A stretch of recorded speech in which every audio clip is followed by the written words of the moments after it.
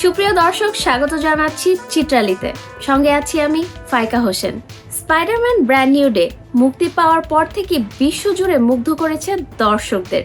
মাত্র 10 দিনেই সিনেমাটি আয় করেছে $1.67 বিলিয়ন, বা প্রায় 20,600 কোটি টাকা। বাংলাদেশেও মুক্তির পর ব্যাপক আলোড়ন তুলেছে। এক সপ্তাহের বেশি ধরে টিকিট ছিল সোল্ড আউট। এই সাফল্যকে মাথায় রেখে আমরা আজ একটু পিছনে ফিরে তাকাবো, কেন এই স্পাইডারম্যান সিনেমাগুলো এত জনপ্রিয় হয়ে উঠেছে, আর এই স্পাইডারম্যান আসলে কি, কিভাবে একজন সাধারণ স্কুল পড়ুয়া কিশোর অ্যাভেঞ্জার্সের অংশ হয়ে উঠল, কেন আজ তার জীবনে নেই টনি স্টার্ক, নেই অ্যাভেঞ্জার্স, এমনকি নেই নিজের পরিচয়ও। আজকের ভিডিওতে আমরা শুরু থেকে শেষ পর্যন্ত দেখে নেব এমসিইউতে পিটার পার্কারের পুরো যাত্রা। এমসিইউ বা মার্ভেল সিনেমাটিক ইউনিভার্স হলো মার্ভেল স্টুডিওসের তৈরি একটি যৌথ সিনেমা জগৎ।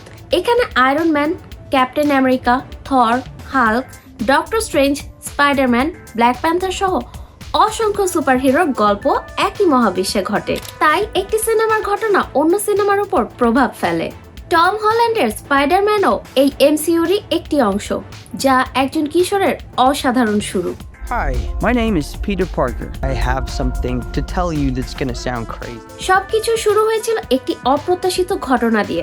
একদিন একটি জেনেটিক্যালি পরিবর্তিত মাকড়সার কামড়ে পিটার পার্কারের জীবন চিরতরে বদলে যায়। এরপর তার শরীরে দেখা দেয় অবিশ্বাস্য সব পরিবর্তন। সে অর্জন করে অমানবীয় শক্তি, দেয়ালে ওঠার ক্ষমতা, চোখের পলকে প্রতিক্রিয়া জানানোর দক্ষতা এবং বিপদে আসার আগেই তা অনুভব করার এক বিশেষ ক্ষমতা, যা পরে স্পাইডার সেন্স নামে পরিচিত হয়। শুকরিয়া।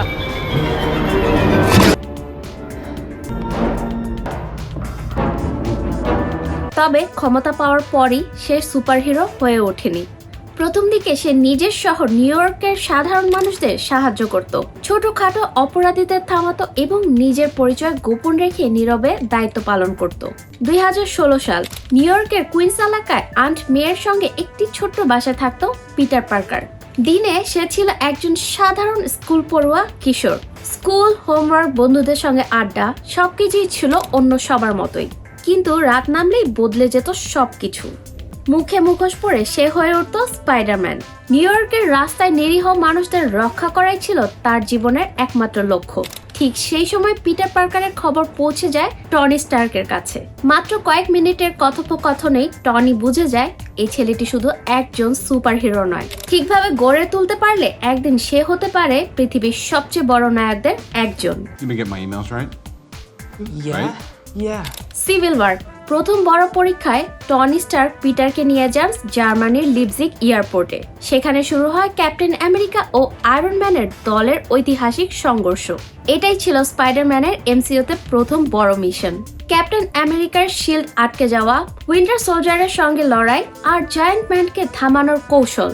এক মুহূর্তেই সবার নজরে চলে আসে এই তরুণ সুপারহিরো। হোম কামিং, নায়ক হওয়ার আসল শিক্ষা। যুদ্ধ শেষে পিটার ভেবেছিল এবার হয়তো সে অ্যাভেঞ্জার্সের সদস্য হবে, কিন্তু টনি স্টার্ক তাকে ফিরিয়ে দেয় কুইন্সে। কারণ টনি জানতেন সত্যিকারের নায়ক হতে হলে আগে নিজের শহরের মানুষের পাশে দাঁড়াতে হয়। এই সময় পিটারের মুখোমুখি হয় অ্যাড্রিয়ান টুমস, যাকে সবাই ভালচার নামে চেনে। অভিজ্ঞতার অভাবে পিটার বারবার ভুল করে। স্ট্যাটেন আইল্যান্ড ফেরি দুর্ঘটনার পর টনি তার স্পাইডারম্যান স্যুটও ফিরিয়ে নেন। সেদিন পিটার বুঝেছিল নায়ককে বড় করে তার প্রযুক্তি নয়, তার দায়িত্ববোধ। শেষ পর্যন্ত সাধারণ পোশাক পরে সে ভালচারকে হারায়। ইনফিনিটি ওয়ার, হারিয়ে যাওয়ার মুহূর্ত। এরপর পৃথিবীতে আসে সবচেয়ে বড় হুমকি, থানোস। পিটার, টনি স্টার্ক এবং ডক্টর স্ট্রেঞ্জ একসঙ্গে টাইটান গ্রহে গিয়ে থানোসকে থামানোর চেষ্টা করেন। এখানেই প্রথম দেখা যায় আয়রন স্পাইডার স্যুট, কিন্তু শেষ পর্যন্ত সব চেষ্টা ব্যর্থ হয়। ইনফিনিটি গন্টলেট ব্যবহার করে থানোস মহাবিশ্বের অর্ধেক প্রাণ বিলীন করে দেয়। পিটারও সেই স্ন্যাপের শিকার হয়। টনি স্টার্কের সামনে ধীরে ধীরে অদৃশ্য হতে হতে সে বলে, I don't want to go. এই একটি সংলাপ আজও কোটি দর্শকের মনে গেঁথে আছে। এন্ড গেম, সবচেয়ে বড় হার। 5 বছর পর হাল্কের স্ন্যাপের মাধ্যমে পিটার আবার ফিরে আসে। শুরু হয় এমসিইউর ইতিহাসের সবচেয়ে বড় যুদ্ধ। স্পাইডারম্যান গুরুত্বপূর্ণ ভূমিকা রাখলেও যুদ্ধের শেষে টনি স্টার্ক নিজের জীবন উৎসর্গ করেন। পিটারের জন্য এটি ছিল সবচেয়ে কঠিন মুহূর্ত। সে শুধু একজন অ্যাভেঞ্জার্সকে হারায়নি, হারিয়েছে সেই মানুষটিকে যিনি তাকে নিজের সন্তানের মতো আগলে রেখেছিলেন। You're right. I don't know what's happening. I don't know. Far from home বিশ্বাসঘাতকতার গল্প। টনি স্টার্কের মৃত্যুর পর পিটার ইউরোপের স্কুলে ভ্রমণে যায়। সেখানে পরিচয় হয় কুইন্টিন বেকের সঙ্গে। বিশ্ব তাকে মিস্টেরিও নামে চিনে। প্রথমে সবাই তাকে নায়ক ভাবলেও পরে জানা যায় সবকিছুই ছিল প্রযুক্তি নির্ভর ভেলকি। পিটার নিজের স্পাইডার সেন্সের উপর ভরসা করে তাকে পরাজিত করে, কিন্তু মৃত্যুর আগে মিস্টেরিও পুরো পৃথিবীর সামনে প্রকাশ করে দেয় স্পাইডারম্যানের আসল পরিচয়, Peter Parker. No way home সবকিছু বদলে যাওয়ার দিন। নিজের পরিচয় আবার গোপন করতে পিটার সাহায্য চায় ডক্টর স্ট্রেঞ্জের কাছে। একটি স্পেল, একটি ভুল, আর খুলে যায় মাল্টিভার্সের দরজা। একের পর এক ফিরে আসে green Goblin, doctor octopus, electro, sandman এবং লিজার্ড। এরপর ঘটে মার্বেল ইতিহাসের সবচেয়ে স্মরণীয় মুহূর্তগুলো একটি। একসঙ্গে দেখা যায় 3 স্পাইডারম্যানকে, টম হল্যান্ড, টবি ম্যাগুয়ার, অ্যান্ড্রিউ গারফিল্ড। 3 জন মিলে পৃথিবীকে রক্ষা করলেও পিটারকে দিতে হয় সবচেয়ে বড় মূল্য। গ্রিন গবলিনের আঘাতে মারা যান আন্ট মে। মৃত্যুর আগে পিটারকে সেই বিখ্যাত শিক্ষা দিয়ে যান, with great power comes great responsibility. নতুন শুরুর গল্প। সবকিছু ঠিক করতে পিটার ডক্টর স্ট্রেঞ্জকে এমন একটি স্পেল করতে বলে যাতে পৃথিবীর সবাই পিটার পার্কারকে ভুলে যায়।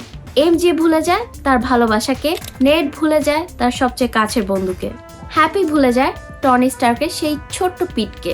কেউ আর পিটার পার্কারকে চেনে না, তবে স্পাইডারম্যানের বীরত্বের গল্প পৃথিবী মনে রাখে। শেষ দৃশ্য আমরা দেখি একটি ছোট্ট ভাড়া বাসা, নিজের হাতে বানানো নতুন স্পাইডারম্যান স্যুট। কোনো স্টার্ক টেক নেই, কোনো অ্যাভেঞ্জার্স নেই, কোনো মেন্টর নেই, শুধু একজন একাকী নায়ক।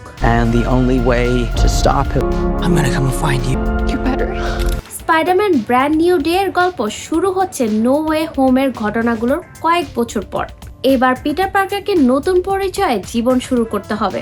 যারা একসময় তার সবচেয়ে কাছের মানুষ ছিল, তারা এখন তাকে কেউ চিনে না। একদিকে নতুন শত্রু, অন্যদিকে একাকিত্ব। এই দুয়ের মাঝেই তাকে খুঁজে নিতে হবে নিজের নতুন পথ। মার্বেল স্টুডিওর ভাষায় এটি স্পাইডারম্যানের জীবনের একেবারে নতুন অধ্যায়, যেখানে আগে সবকিছু বদলে গেছে। এমসিইউ স্পাইডারম্যানের ভবিষ্যৎ কোন দিকে এগোবে সেই উত্তর লুকিয়ে আছে এই সিনেমাতেই। স্পাইডারম্যানের গল্প কখনোই শুধু সুপারহিরোর গল্প ছিল না, এটি দায়িত্ব নেওয়ার আর হারানোর গল্প। সবচেয়ে প্রিয় মানুষদের এটি শূন্য থেকে আবার ঘুরে দাঁড়ানো গল্প। এখন প্রশ্ন একটাই, স্পাইডারম্যান ব্র্যান্ড নিউ ডে কি পিটার পার্কারের জীবনে নতুন আলো নিয়ে আসবে, নাকি আরো কঠিন পরীক্ষার মুখোমুখি করবে? আপনি যদি সিনেমাটি দেখে থাকেন তাহলে কেমন লেগেছে তা অবশ্যই কমেন্টে জানাবেন। আর যদি এখনো না দেখে থাকেন তাহলে আপনার প্রত্যাশা কি সেটিও লিখে জানান। দর্শক, আজ এ পর্যন্তই। সবাইকে ধন্যবাদ।